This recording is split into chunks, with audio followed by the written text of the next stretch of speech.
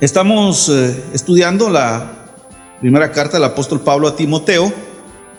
Hemos ya avanzado bastante en ella. Hemos dicho que esta carta es una carta pastoral. El apóstol dándole instrucciones al pastor de la iglesia en Macedonia. Y se dan una serie de instrucciones de las cuales hemos estado hablando. Hablábamos que en el capítulo 3 del misterio de la piedad, y hablábamos que el misterio de la piedad se refiere el apóstol Pablo a esta salvación que tenemos. Cuando se habla del misterio de la piedad en estas cartas, se está hablando del evangelio de Cristo. Después de hablar del evangelio de Cristo, Pablo habla o predice la apostasía venidera, y vimos todas las implicancias que eso tiene y la actualidad de este tema. Siempre en el capítulo 4 encontramos las características de un buen ministro de Jesucristo. Y se habla de aspectos propios del pastorado. Se habla de los requisitos para un pastorado, para un diaconado. Hablamos de esas cosas. Los deberes cristianos o los deberes de la iglesia para con los demás, y se hablaba especialmente de la responsabilidad de la iglesia de apoyar a los ancianos que se dedican a enseñar la palabra de Dios. Y oiga que dice ancianos que ya no pueden trabajar. Y se habla de que la iglesia también debe apoyar materialmente a las viudas que de verdad son viudas, y vimos las razones por las cuales a una mujer no se le podría considerar viuda apta para recibir el apoyo de la iglesia, y los motivos por los cuales no. Entonces se señala quiénes verdaderamente son viudas y quiénes viudas dignas del apoyo de la iglesia y quiénes no, a pesar de que el marido haya muerto. Habla, por ejemplo, que si tienen hijos, que los hijos aprendan a ser responsables de la mamá. Que si alguien no es responsable de los de su casa, dice, es peor que un impío y ha negado la fe. Y hemos visto fulanos que ni a la mujer mantienen, ni a los hijos, mucho menos hacer recargo de la mamá. Pero dicen que son cristianos y gozan de buena reputación dentro de alguna iglesia. Entonces, estos son los deberes cristianos. Después de haberse señalado toda esta serie de cosas, hablamos del por qué una mujer no puede ser pastor. O sea, el concepto bíblico difiere, no porque la mujer no sea capaz, no porque la Biblia sea machista, sino porque en el orden que Dios estableció, Dios, varón, mujer e hijos. En ese orden dice que el varón es cabeza de la mujer. No fue hecho el varón, dice, a causa de la mujer, sino que la mujer la hicieron porque ya había un varón y la hicieron para compañía, para ayuda de él. Por consiguiente, un varón debería liderar la iglesia, dice. No significa que las hermanas no puedan participar de la iglesia. Significa que las mujeres deben de tener por cabeza a un varón. Todo lo contrario es disfuncional bíblicamente. O sea, cualquiera que quiera hacer contrario a eso, hace que las cosas no funcionen en el orden de Dios. Tal vez funcionen ahí chapaleando, pero no es el orden de Dios. De tal manera que si hay una iglesia donde la pastora es una mujer, en realidad no hay pastor. Lo que hay es una feminista que está ignorando la palabra de Dios. Pablo dice que no es por otra causa, sino por el orden divino. El orden de la creación, dice, porque no fue hecha la mujer primero, sino el varón, dice. O sea, Dios puso ese orden. Y luego dice, y no fue el varón el que fue engañado, sino Eva. ¿Por qué? Porque Eva no estuvo sujeta a la autoridad de Adán, sino que se tomó sus propias prerrogativas y incurrió en pecado. Por consiguiente, es importante entender estas cosas, que de hecho la epístola es para eso, para poner orden en la iglesia. Y hablamos ya de muchas de estas cosas. Hablamos de los requisitos para ser pastor, de los requisitos para el diaconado. Y ahora, después de haber hablado de la apostasía, en el capítulo 6, versículos 3 en adelante, se habla con respecto a aceptar con contentamiento lo que ya se dijo. Dice, si alguno enseña otra cosa, ¿cuál otra cosa? Contrario a lo que ya se dijo, y no quiere o no se conforma a las sanas palabras del Señor Jesucristo y a la doctrina que es conforme a la piedad,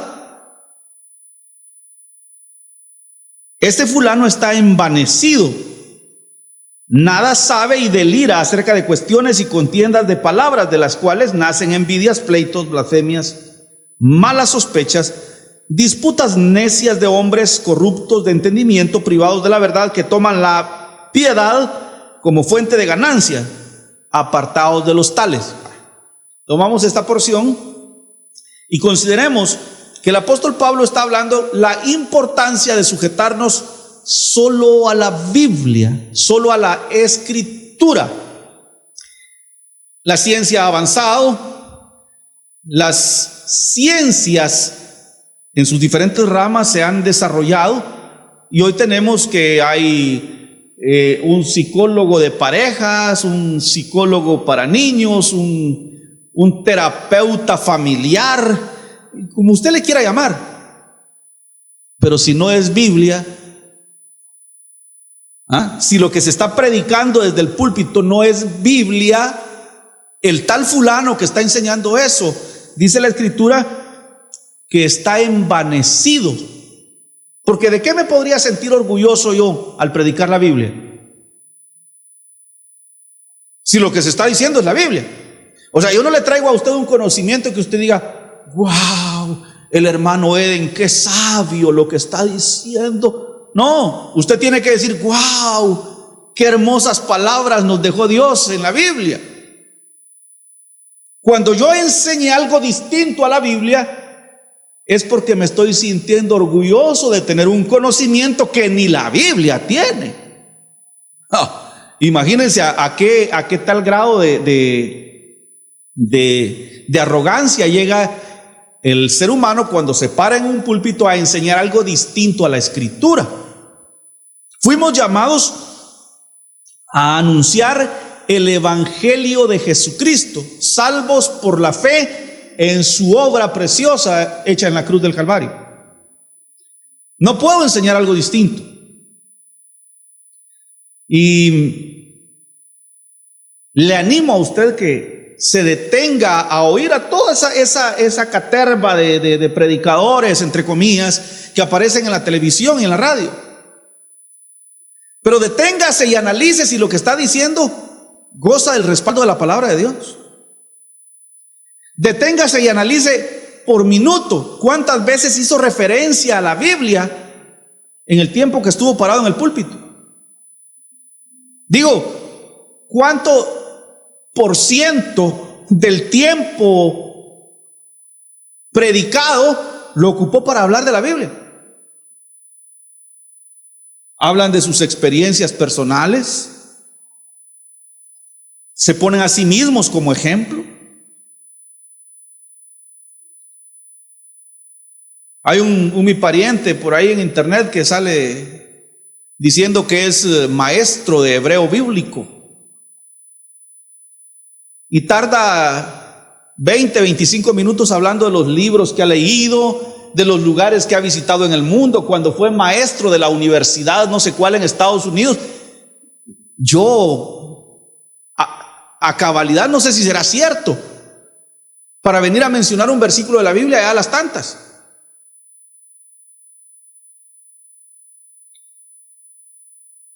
Si alguno enseña otra cosa y no se conforma a lo que está escrito en la Escritura, está envanecido, nada sabe. Oiga cómo dice, versículo 4, está envanecido, nada sabe y delira. ¿Qué es delirar? Ya cuando a uno no le funciona, no le carbura bien el cerebro. Y por eso le digo, examine usted esos predicadores en televisión. Mírelos, no mucho tiempo, mírelos 10 minutos cada uno y analice si cuánto de la Biblia o cuánto de esos 10 minutos, cuántos minutos de esos 10 ocupó para hablar de la Biblia. Porque si está hablando de otra cosa, cambie canal. Cambie canal. Está envanecido, nada sabe y está delirando. Uno dice está delirando cuando alguien tiene fiebre y empieza a hablar bobadas, a ver visiones extrañas. ¿Ah?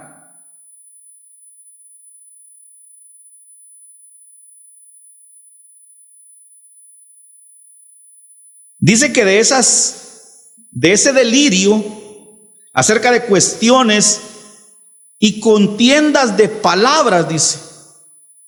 Vamos a hablar de los pleitos que se dan por palabras.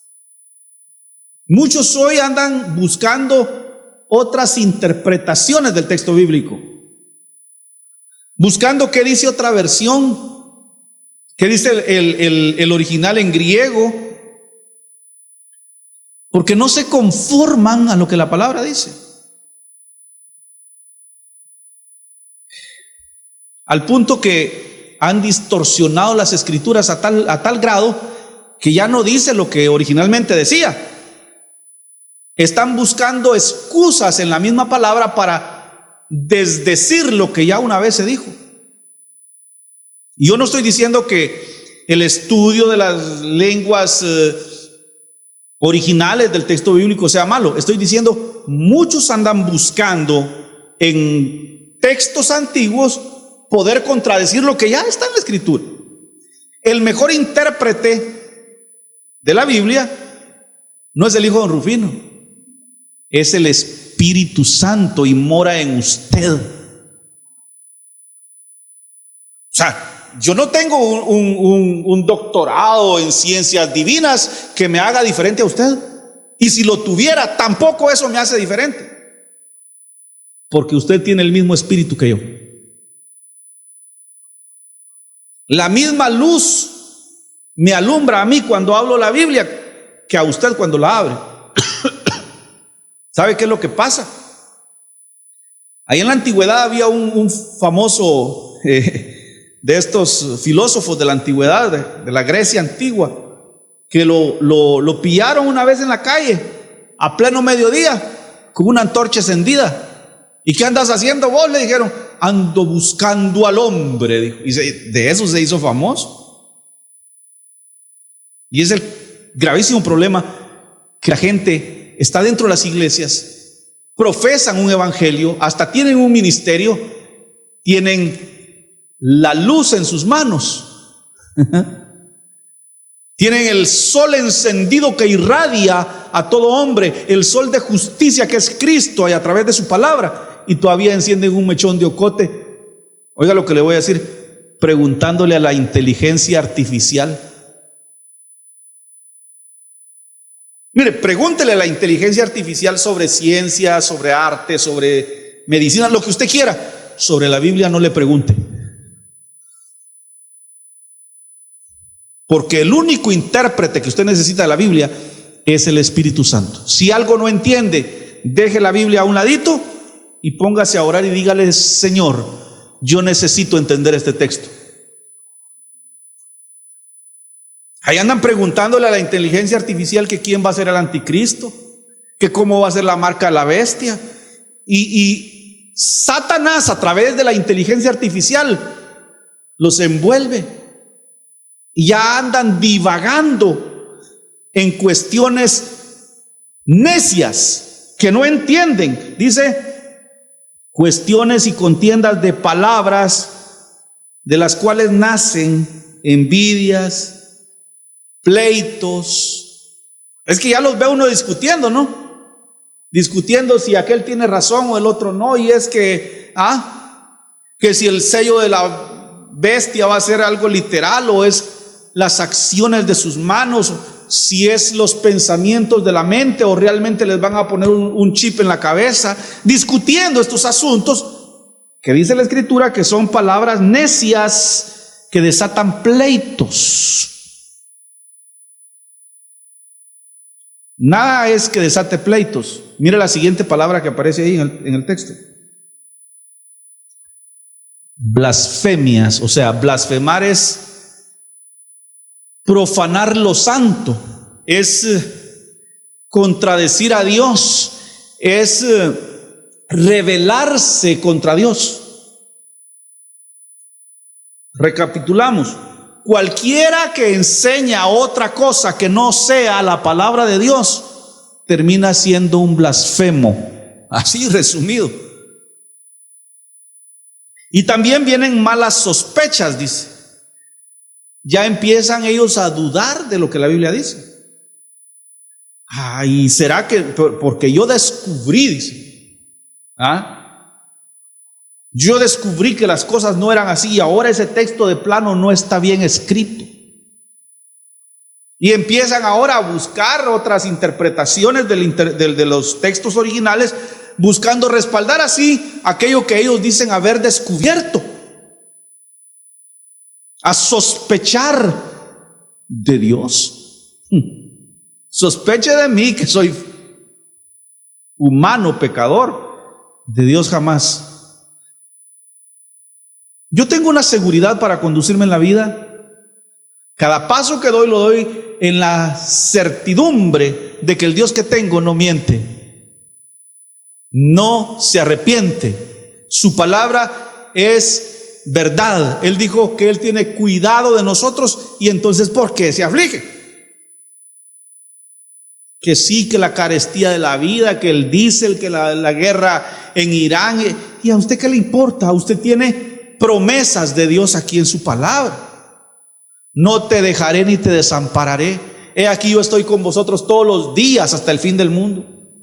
Los leoncillos tienen hambre y sufren necesidad, pero los que esperan en el Señor no tendrán falta de ningún bien. Mire cuántas promesas hay en la Biblia, y usted anda afanado, triste, desesperado, esperando que un fulano le dé palabras distintas a las que la Biblia dice. Y entonces ya él viene y se hace el muy espíritu flautico y le dice: oh, el Señor te dice ahora, ese problema que ahí traes, me ha dicho el Señor. Si le ha dicho el Señor, que lo respalde con un texto de la Biblia, que me diga capítulo y versículo, porque que me venga a decir que le ha dicho el Señor, delira, nada sabe. ¿Se recuerdan las 5 solas de la Reforma Protestante? ¿Cuál es la primera? Solo la Biblia. Solo la Biblia. Y salen de ahí, dice, sospechas y disputas necias, o sea, pleitos necios de hombres que tienen podrido el entendimiento, que están privados de la verdad. Dice, no han conocido a Jesucristo, que es la verdad, y por eso se llenan de argumentos filosóficos, teológicos, psicológicos, para venir y predicar algo distinto. Si alguno no se conforma a esta palabra, está enfermo, envanecido, nada sabe y delira.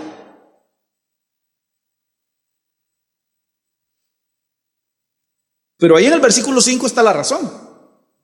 Ahí en el versículo 5 dice, ¿por qué hacen lo que hacen? Miren cómo dice: toman el evangelio como fuente de ganancia. Por eso es que hacen todo su show, todo su parapeto de que ellos son muy espirituales y que tienen una unción superior al resto de las personas, como si no fuera el mismo Espíritu Santo que hemos recibido. Y hacen como que estuvieran poseídos, ¿va? ¡Oh, santo! O sea, un show para hacerle creer a usted que ellos son más espirituales que usted. Usted no tiene nada que envidiarles. Usted, cuando nació de nuevo, el Espíritu de Dios vino a morar en su corazón. Sí, pero él tiene una doble unción. O sea, dos Espíritus Santos. Como dice, doble, ¿no? Si alguno no se conforma a estas palabras, y dice que no se conforman a estas palabras porque han tomado el evangelio como fuente de ganancia, son vividores del evangelio.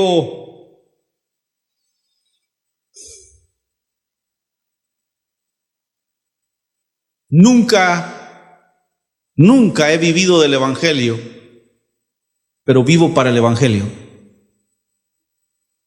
Estoy aquí tras este púlpito, no busco su dinero, busco que sus almas sean salvas, que conozcan al Cristo de la gloria, que sepan y tengan la seguridad de que no hay que irlo a buscar. Allá en San José Pinula, ahí está el ungido, el siervo, casa de Dios se llama esa. No, señores, usted tiene a Dios ahí cerquita de usted, a la corta oración, a la corta distancia de un pensamiento. Ahí usted le dice: Dios mío, aquí está mi vida. No tiene que gastar un centavo en combustible para buscarlo. El peor enfermo, el desahuciado en un catre de hospital, con un pensamiento, puede tener acceso a Dios. ¿No hemos entendido eso? Y cometemos el error de idolatrar a las personas. Ay, es que el hermano pastor, viera que él es un hombre muy usado por Dios. Ay, la hermana, ay, el hermano, la hermana Brenda. No, era otra hermana Brenda. Era otra la que idolatraba a la gente, seguía a la gente. Si usted viene a esta iglesia siguiendo a una persona, está perdiendo su tiempo. Dice las sanas palabras de nuestro Señor Jesucristo. A Él seguimos,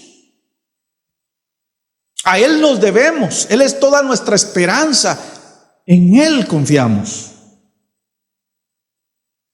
Pero estos fulanos toman el evangelio de la piedad como fuente de ganancia, y el consejo del apóstol es: apártense de ellos.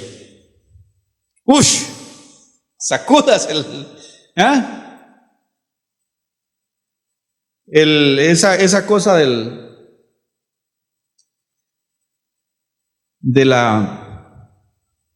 esa enfermedad de la piel, la rasquiña, esa enfermedad de la piel, y cómo le dan chirria a uno mira a la gente así y hasta a uno le da picazón.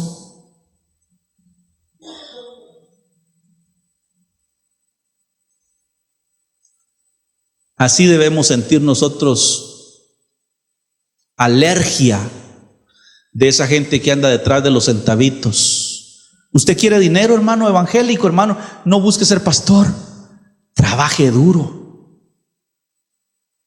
Proverbios dice, el alma diligente, el que trabaja duro, será prosperado, dice. O sea, usted no necesita tener un ministerio grande como el de Benny Hinn, Guillermo Maldonado, Cash Luna, para tener dinero y ser como ellos. Usted necesita a Jesucristo para ser como Cristo. Y si necesita unos centavitos, trabaje.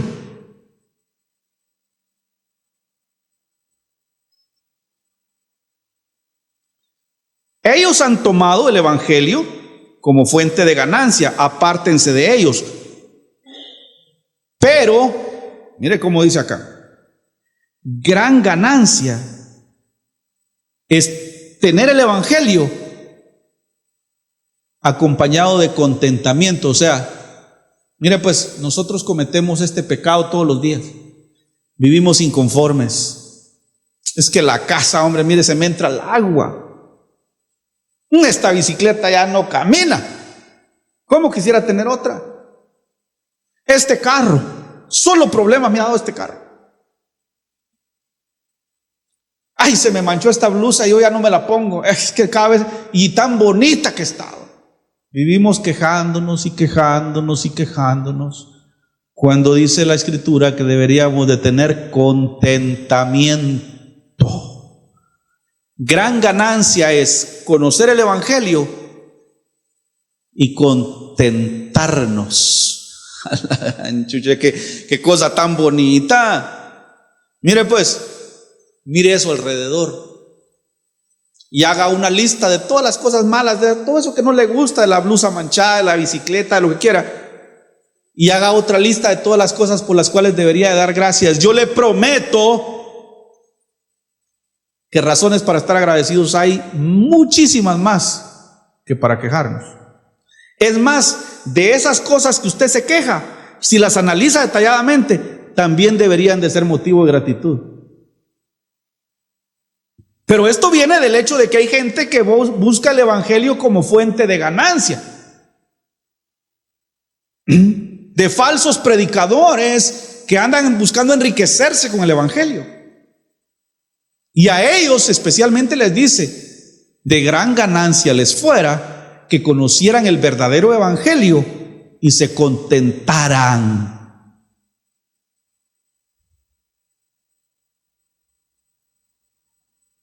Miren lo que dice el versículo 7. Porque nada hemos traído a este mundo, y les prometo que nada podremos sacar. Entonces, ¿qué nos queda? Contentarnos. Mira, pues yo quiero que entienda, este es un detalle bien importante. La vida es corta. Saliendo de aquí a la iglesia, lo puede atropellar un carro a uno, le puede dar un infarto, puede pasar cualquier cosa. Y usted no está disfrutando este momento por estar pensando en cosas del problemas, carencias, deseos del futuro, ambiciones. No, hombre. Disfrute este día, tal vez sea el último. Se lo digo otra vez, disfrute cada minuto de este día, porque no sabemos si será el último. Por eso tener el evangelio y contentarnos es la mejor opción. Si usted se sabe salvo en Jesucristo, alégrese, pues disfrute su día. Qué día tan triste, hasta los gallos como cantan de tristes. Ay, tanta bulla, yo vivo aburrido de tanta bulla. Los carros, los vecinos, el gallo. Salga de ahí y conténtese, porque muchas son las maravillas y los favores que hemos recibido del Señor. No mire lo que le falta, mire lo que sí tiene. No mire lo que perdió, mire lo que le quedó. No mire lo que se fue, mire lo que viene. Porque cosas bonitas tiene Dios para nosotros. Dice Él, vivo yo, dice Jehová, que mis planes para vosotros son de bien y no de mal, dice. ¿De qué se agüita, pues? Los planes de Él son de bien y no de mal. ¿Por qué torcer el evangelio para convertirlo en fuente de ganancia? si al final nada nos llevaremos? Mejor conténtese, dice.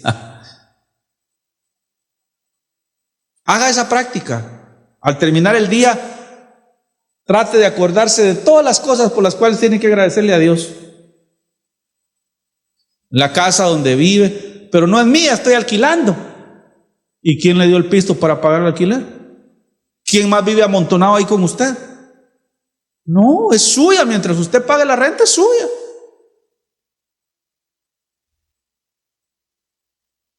Sí, pero que en taxi tengo que, pero no va de a pata. Sí, pero que me toca salir a caminar por deporte, camina. Porque míreme,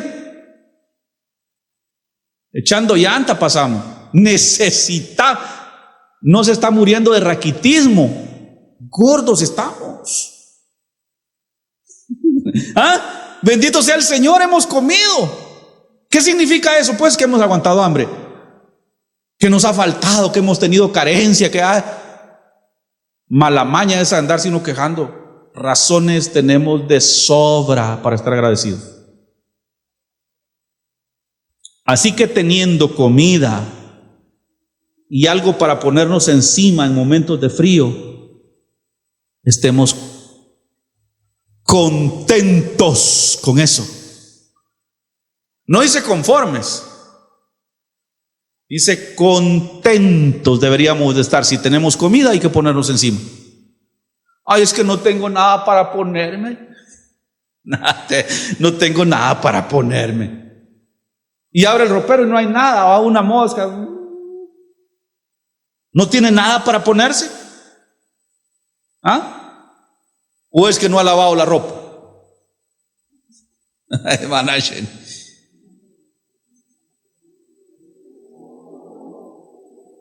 ¿O alguien anda en ayuno esta mañana? Tal vez porque ha decidido hacer ayuno en algún acto de adoración y búsqueda del Señor. Pero ¿habrá alguien esta mañana que no tuvo que comer? Dicen los últimos estudios que el ser humano está diseñado para comer una vez al día. Pero que los medios comerciales han inculcado la idea de que hay que desayunar, refaccionar, almorzar, refaccionar, merendar y cenar. Y una tacita de té para terminar la noche.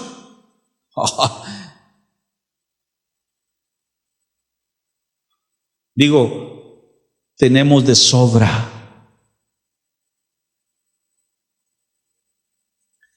Versículo 9, pero los que quieren enriquecerse con el Evangelio, porque de eso se está hablando aquí, de los que tuercen el Evangelio como fuente de ganancia. No está hablando de trabajar duro en lo material para procurar tener algo.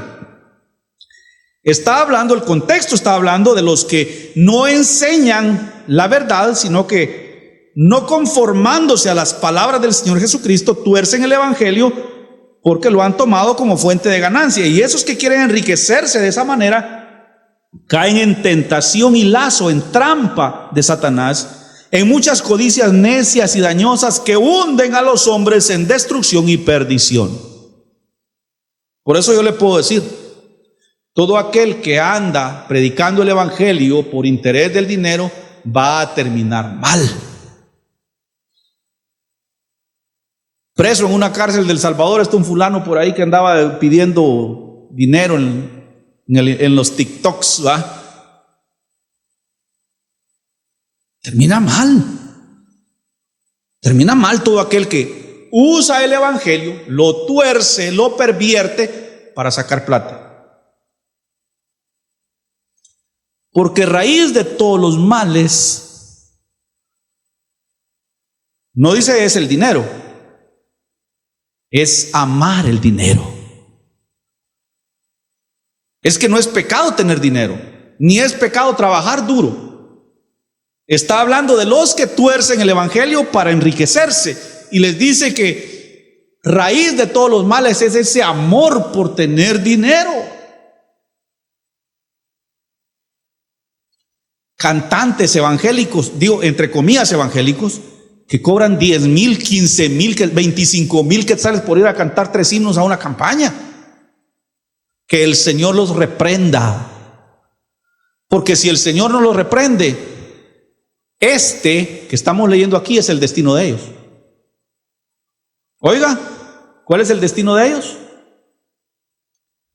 Se hundirán en destrucción y perdición. Versículo 9. Predicadores que como la alejandrina no dan patadas sin mordida. La alejandrina era una mula que tenía don Tino Alonso y se hizo famosa por esa frase. Raíz de todos los males es amar más al dinero que a Dios y su palabra. Torcer la palabra de Dios, apostatar en contra del Cristo que nos salvó en la cruz del Calvario a precio de sangre y de forma gratuita nos salva, para sacar provecho económico de allí. Son puños de predicadores. Digo, la mayoría de los predicadores y cantantes solo andan detrás de su dinerito, que los mantengan, de vivir sin trabajar. Es que yo estoy entregado a tiempo completo a la obra. No dan patadas sin mordida.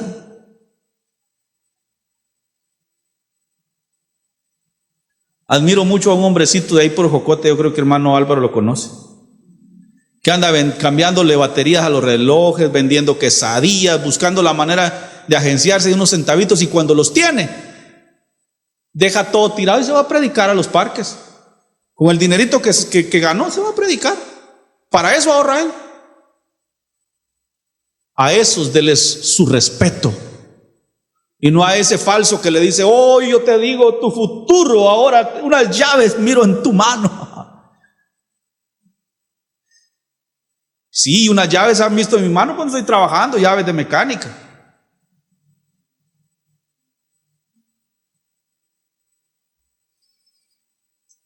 Por codiciar el dinero, algunos predicadores se extraviaron de la fe y fueron traspasados de muchos dolores. Pablo le escribe al pastor Timoteo que no ame el dinero, que por amor al dinero algunos que se hacían llamar pastores y predicadores en su momento se desviaron, se extraviaron de la fe verdadera y fueron traspasados de muchos dolores. Este texto es para un pastor al cual el apóstol Pablo está aconsejando cómo debe ser su ministerio. Si alguno enseña otra cosa, no conforme a las sanas palabras del Señor Jesucristo, y como lo dice el versículo 5, porque tomó el evangelio como fuente de ganancia,